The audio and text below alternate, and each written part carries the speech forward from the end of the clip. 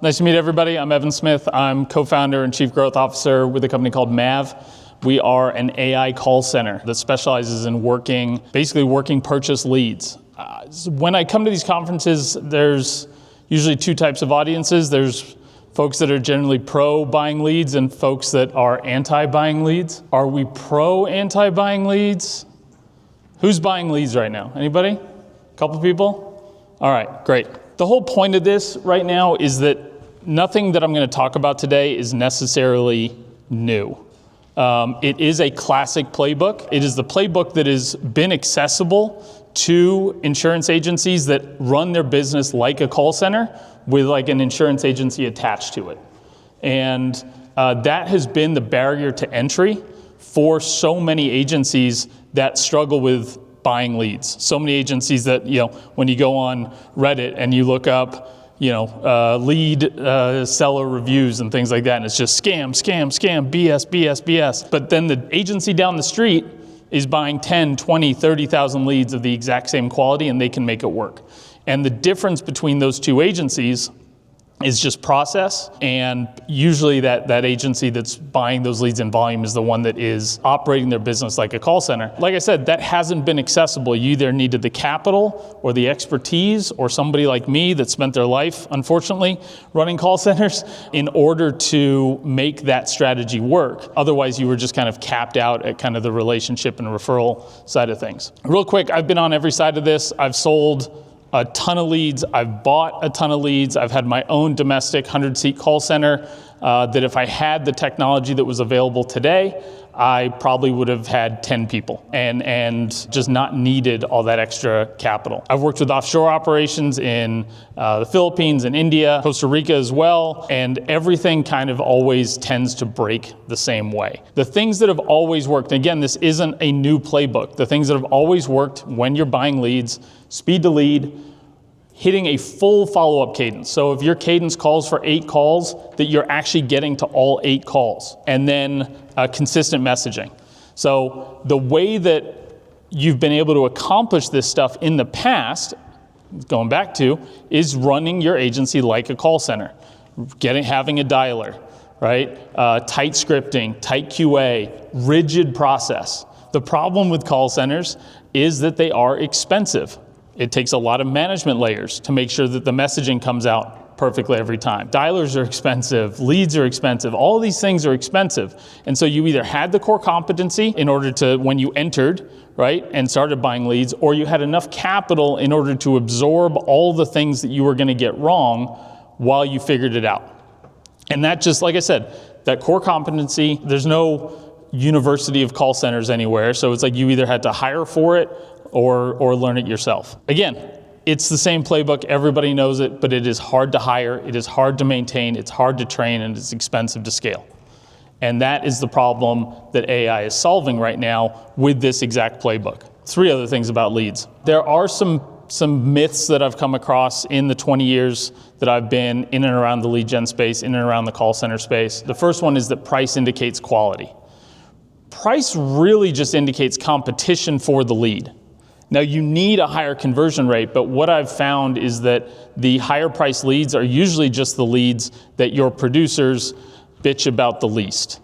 And that's why you pay the money you pay.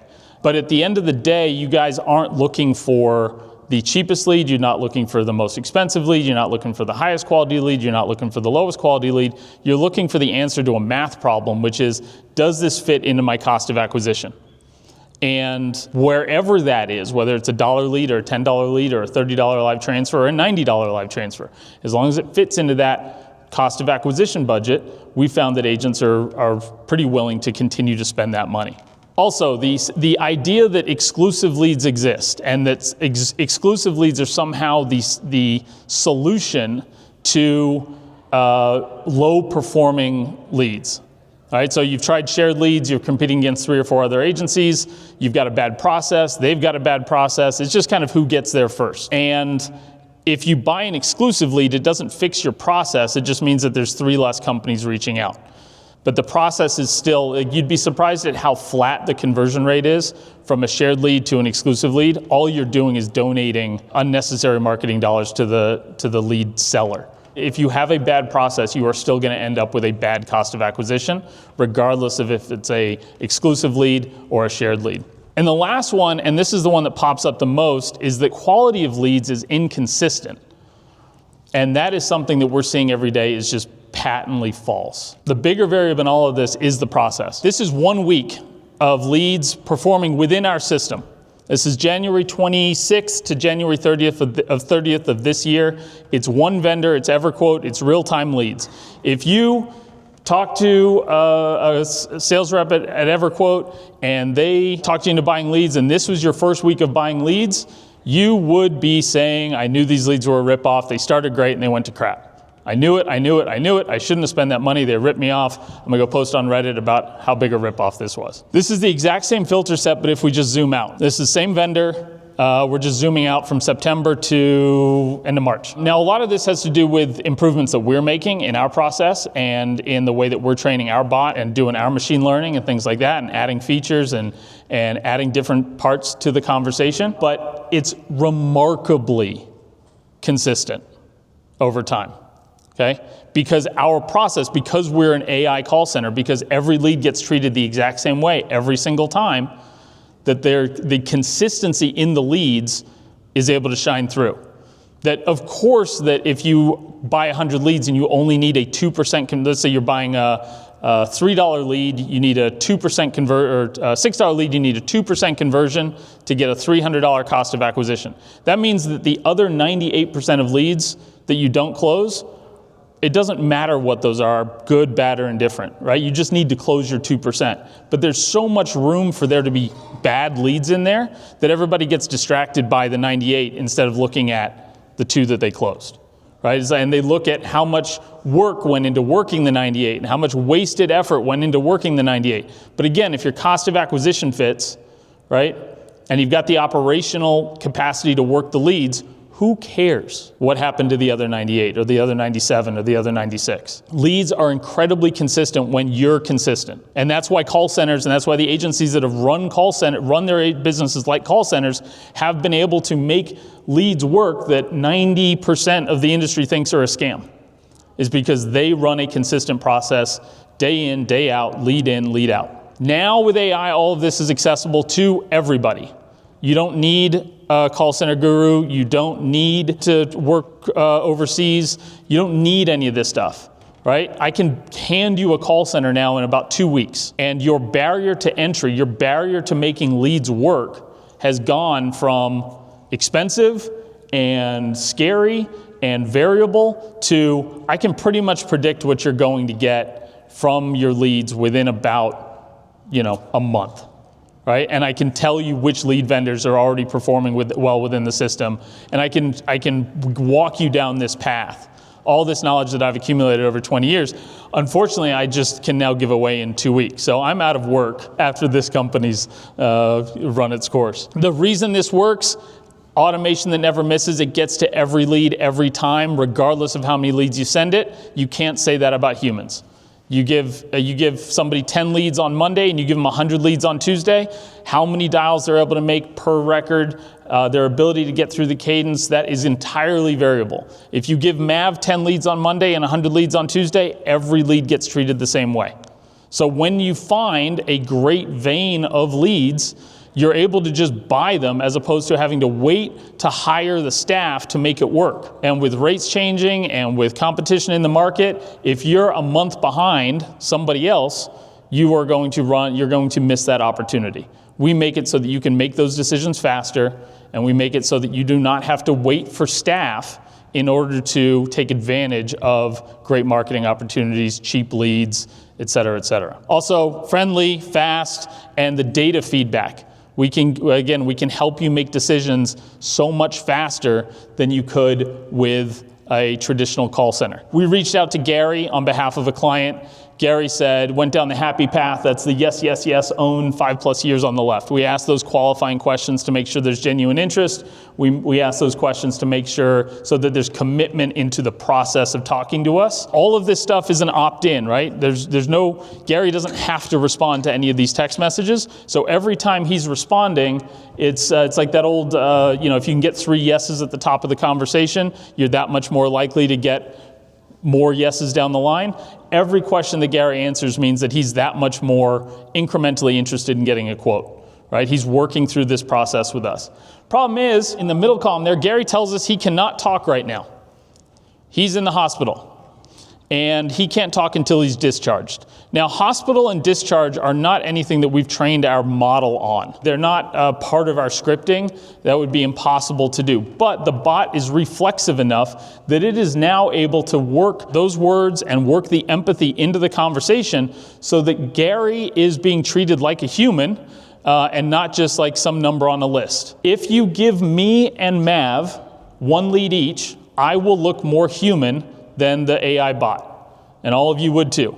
If you give me 100 leads and Mav 100 leads, I'm going to start looking less human than the bot is, because I'm going to have to start relying on templates, I'm going to have to start relying on text blasts, I'm going to have to start relying on all sorts of like little tricks in order to keep up with the cadence. But the bot has a perfect memory, and it's able to remember every single piece of every single conversation as if it was only working one lead at a time. Take it out to 1,000 leads, and now I'm the one that looks like the robot, and Mav is the one that looks like it's human. Because if I've got 1,000 leads, there's no way that Gary is getting a message on day 6 about, hey man, I hope you're feeling better.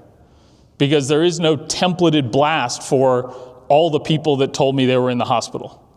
Right? But Mav is able to respond individually and contextually to every single lead and treat it's human-like, right? And treat this person like an individual instead of just a number that's part of a list of leads that were given to a call center rep. Eventually, we ended up getting Gary over for a transfer, turned into a 10-minute call, quoted, et cetera, et cetera. I don't know if they closed this one, but this is the concept that AI makes available to you. That every lead can be treated like an individual lead, not like a number on a list. And if you want to make leads work, that's part of the strategy. So just to summarize this last conversation, re-engage the lead instantly, full qualification via SMS. We check for vehicles, location, whether he rents or owns. Maintained engagement through a real-life interruption. How many of your producers would not have continued to follow up with Gary after they said he was in the hospital? I probably wouldn't have done it myself. Somebody tells me they're in the hospital, fine, moving on to the next name in the list. I'm not going to bother you. I don't want to be an ass. But the bot doesn't care. It treats every lead. Every lead gets the full completion cadence. Persisted over 4 days without dropping the thread and recovered after silence and connected to the agent. Most agencies would have lost this lead 3 different times. This is who Mav is for. There's 3 buckets. People that want to grow. So if you're a relationship agent that's never bought leads, but you've hit your ceiling and you're saying, I want to keep growing, I have the energy to grow my agency, but I don't know how to make leads work. We are that consistency layer that can help make these campaigns work for you. You still got to close them, but we can at least get them on the phone for you. If you're an agent struggling to keep top producers, I know that I saw somebody up here, I think it was Dan, talking about retaining your top talent. If you're giving these agents, if you're making them dial 150, 200 dials a day, and the agency down the street is sending them 10 inbound calls, who's going to have the better opportunity to retain that top agent? Whose top agents are going to be recruiting? And then if you are a seasoned operator already buying leads, we should talk. We can plug in behind or ahead of your call center to help you 2x to 5x the amount of leads that you're working. And then here is a QR code. If you'd like to speak with us, scan that. Also, Colin and Holly are about to stand up, please. They are part of our sales team, and they're happy to set appointments for you next week.